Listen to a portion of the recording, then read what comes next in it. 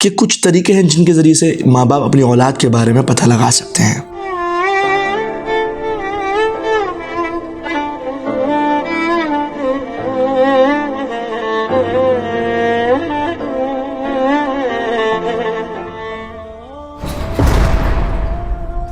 अल्लाहुम्मा सल्ली अला मुहम्मद व आला मुहम्मद व अज्जिल फरजहुम व अहलिक अदहुम। अस्सलामु अलैकुम व रहमतुल्लाह।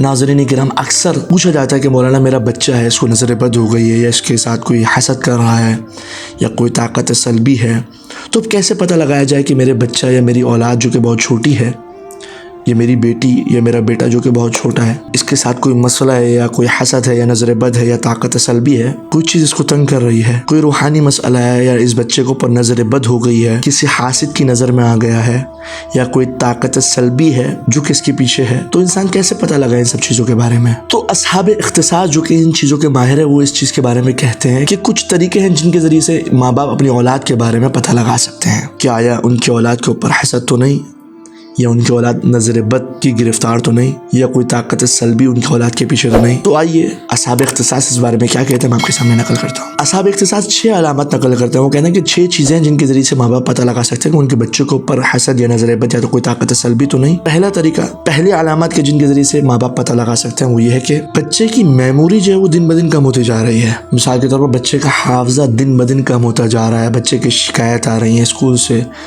या बच्चा जो कि बहुत ज़्यादा ज़हीन था दिन ब दिन क्या है वो वीक होता जा रहा है। पहले माशाल्लाह बहुत अच्छा पढ़ता था, लेकिन अब तरकीज़ उसकी जो है वो कम हो गई है, हाफज़ा उसका बहुत ज़्यादा वीक हो गया है, अब कोई चीज़ उसको याद नहीं रहती, भूल जाता है बहुत जल्दी। तो ये पहली अलामत है। दूसरी अलामत ये कि बच्चे ने खाना पीना बहुत ज़्यादा कम कर दिया, वो खा नहीं रहा जिस तरीके से वो शौक से पहले खाता था, बॉयल एग खाता था, अब नहीं खा रहा, अब बस वो बिस्किट खा लेता है, या बिल्कुल थोड़ा सा खा के वो कहता है नहीं मम्मा मुझे भूख नहीं है। तो ये दूसरी अलामत है। तीसरी अलामत जिक्र करते हैं कि बच्चा जो है वो बेवजह बहुत ज़्यादा रो रहा है, बात बात पर रो रहा है, बात बात पर चिड़चिड़ा हो गया है, आंखों में हमेशा उसके आंसू रह रहे हैं, बस अभी डांटो भी नहीं वो रोने लगता है।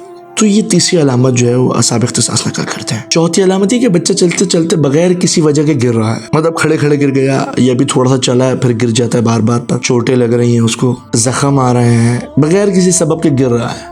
तो ये चौथी अलामत है। पांचवी अलामत है कि बच्चा बीमार रहने लगा है, एक बीमारी से निकलता है दूसरी बीमारी हमला करती है, दूसरी बीमारी से निकलता है तीसरी बीमारी के अंदर मुब्तला हो रहा है।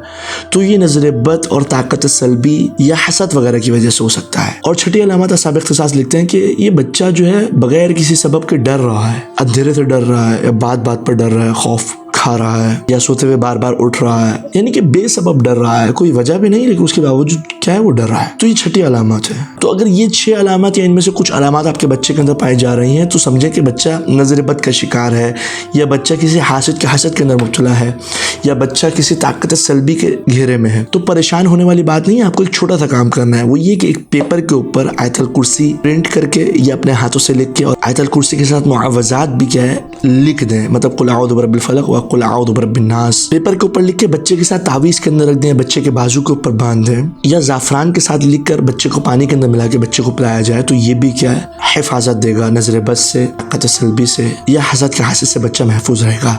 तो मुझे अपनी दुआओं में याद रखिएगा। अस्सलामु अलैकुम व रहमतुल्लाह।